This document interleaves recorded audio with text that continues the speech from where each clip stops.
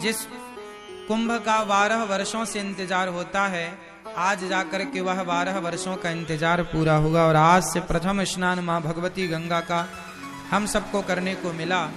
और आज इस कुंभ मेले के पावन दर्शन के साथ साथ आप सभी भक्तों का दर्शन ये दास को मिला। पूज्य गुरुदेव भगवान, इस धाम में ना जाने कितने संत, ऐसा कोई साधु संत अब शायद नहीं रहा जो इस समय जिनका मन कोई शरीर से है तो कोई मन से है। सब प्रयागराज में, सभी साधु संत प्रयागराज में, कोई तन से वास कर रहा है तो कोई मन से वास कर रहा है। श्रीमद् जगत गुरु श्री रामानुजाचार्य स्वामी श्री घनश्यामाचार्य जी महाराज जी की उपस्थिति में ये दास को कथा कहने का अवसर मिला। पूज्य भगवान गुरुदेव भगवान के चरणों में दास अनिरुद्ध का कोटि कोटि नमन, कोटि कोटि वंदन। आप श्री के चरणों की रज उठाकर ये दास अपने माथे पर लगाता हुआ अपने आप को आपकी चरण रज से कृतार्थ कर रहा है। भगवान की कृपा है कि हम सबको, देखो ये प्रयाग जो है, ये कुंभ जो है, कुंभ का जो शुरुआत हुई वो सारी कथा मैं आज आपको समझाऊं, बताऊंगा। लेकिन सबसे पहले आपको ये समझाऊं कि जितना भी आज तक हजारों बार ये जो कुंभ का मेला यहाँ लगा, ये सभी कुंभ की रौनक किन से होती है? साधु संतों से होती है। कहते हैं ना कि संतों की चरण रज ना मिले, संतों की करुणा कृपा ना मिले, संतों की वाणी से भगवान की कथा ना मिले तो धाम में जाना अधूरा रह जाता है। धाम थोड़ा अधूरा सा रहता है। धाम को पूरा करना है तो संत समागम हरि कथा दुर्लभ तुलसी दोए, सुत दारा और लक्ष्मी पापी के भी होए। संत समागम हरि कथा, संतों का दर्शन और भगवान की कथा, यही दो चीजें अनमोल हैं। वरना सुत मतलब बेटा, दारा मतलब पत्नी, लक्ष्मी मतलब धन। बेटा पत्नी पैसा तो पापी के घर भी होता है, पर संतों का आगमन और भगवान की कथा हमेशा पुण्यात्मा को ही प्राप्त होता है। तो आप सभी बड़े पुण्यात्मा हैं कि आप सब कुंभ के मेले में बैठ करके भागवत जी की कथा कहने सुनने का लाभ ले रहे हैं। और ये दास अनिरुद्ध को भी प्रथम बार कुंभ मेले में इस तरह से कथा की शुरुआत करने का, कथा कहने का दास को मौका मिला। और आज से गौरी गोपाल भगवान की कृपा से वृंदावन में तो अखंड गौरी गोपाल जी की रसोई चल ही रही है। लेकिन प्रयागराज ने, गंगा मैया ने प्रेरणा दी कि कुंभ में जो करोड़ों भक्त आएंगे, उन भक्तों के लिए भी गौरी गोपाल भगवान की ओर से हजारों भक्तों को भोजन प्रसादी की व्यवस्था हो। तो आज से यहाँ पर 45 दिन के लिए, जब तक ये कुंभ का मेला है तब तक के लिए अखंड रसोई, अखंड अन्न क्षेत्र वृंदावन में तो बट ही रहा है। गौरी गोपाल जी की रसोई और अन्न क्षेत्र, आज से यहाँ भी अन्न क्षेत्र प्रारंभ हो गया है। जो अखंड गौरी गोपाल भगवान का अन्न क्षेत्र, जो कि अखंड प्रयाग में कुंभ के इस पावन मेले पर सबको प्रसादी दे करके, सबकी अन्न की सेवा करके, करा करके ये पुण्य के भागीदार आप सब बनेंगे। तो मेरी आप सबसे विनती और प्रार्थना है कि आप लोग भी इस अन्नदान से पीछे ना रहिएगा। प्रयागराज में कुंभ के मेले में जो ये अखंड रसोई चल रही है गौरी गोपाल भगवान की, हजारों साधु संत से लेकर हजारों दर्शनार्थी भक्त जन जो गंगा में डुबकी लगा रहे हैं, वो प्रसाद पाएं तो हमारा और आपका तो अन्न, जब कोई भक्त खाकर के डुबकी लगाए तो उसका पुण्य हमें भी प्राप्त होता है। इसलिए ये पुण्य की गंगा है। आपकी भी अन्न क्षेत्र यहाँ गौरी गोपाल भगवान की ओर से जो बट रहा है, आपकी भी सहभागिता हो, आपका भी योगदान इसमें हो तो अच्छा है कि आपका भी अन्न भक्त जन खाएं और जीवन को कृतार्थ करें। ये सेवा है। अन्य सेवा से बड़ी कौन सी सेवा होगी? और ये तो भगवान ने बड़ी करुणा कृपा की कि हम सबसे ये सब कुछ सेवा ठाकुर जी ले रहे हैं।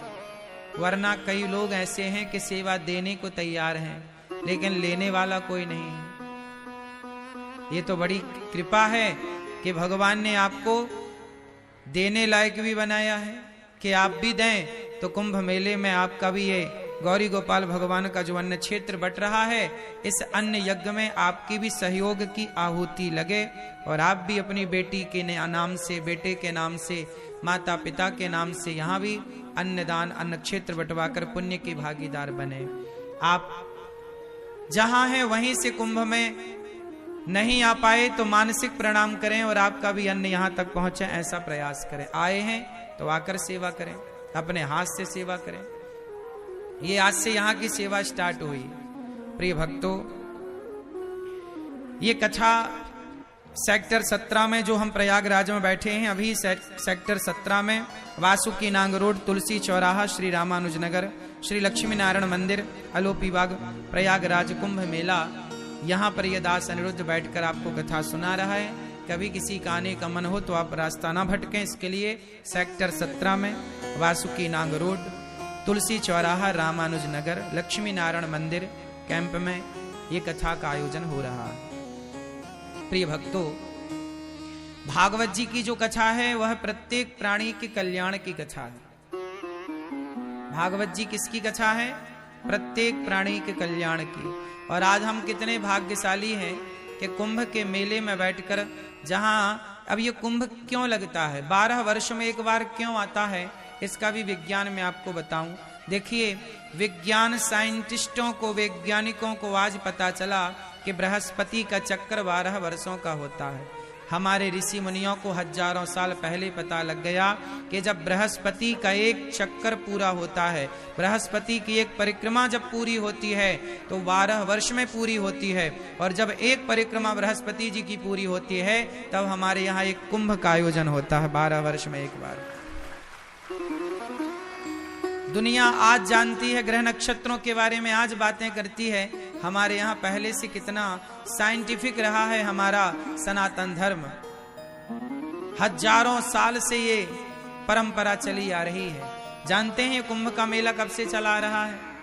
जब समुद्र मंथन हुआ, और समुद्र मंथन से जब सबसे पहले अमृत, सबसे अंत में अमृत निकला, तो उस अमृत की वो कुछ बूंदें आकर के 4 स्थानों पर गिरी।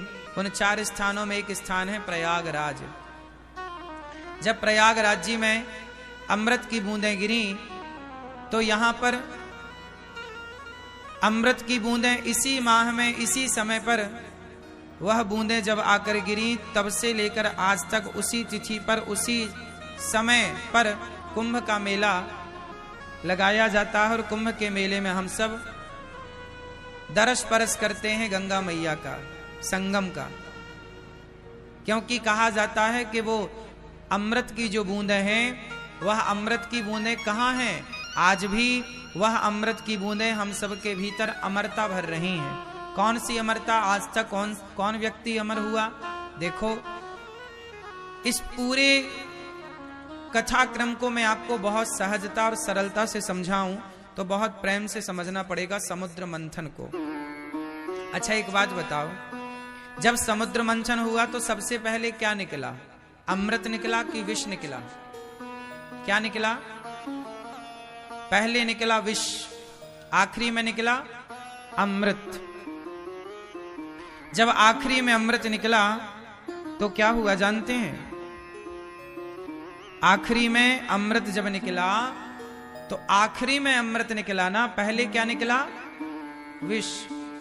इसका अर्थ है कि जो प्रयागराज में कुंभ लगता है, ये समाज को यह मैसेज देता है कि कुंभ का मेला अमृत की बूंदों के कारण मनाया जाता है, लेकिन इस अमृत की बूंदों तक पहुंचने के लिए पहले आपको उस विष से भी तो गुजरना पड़ेगा। कौन सा विष?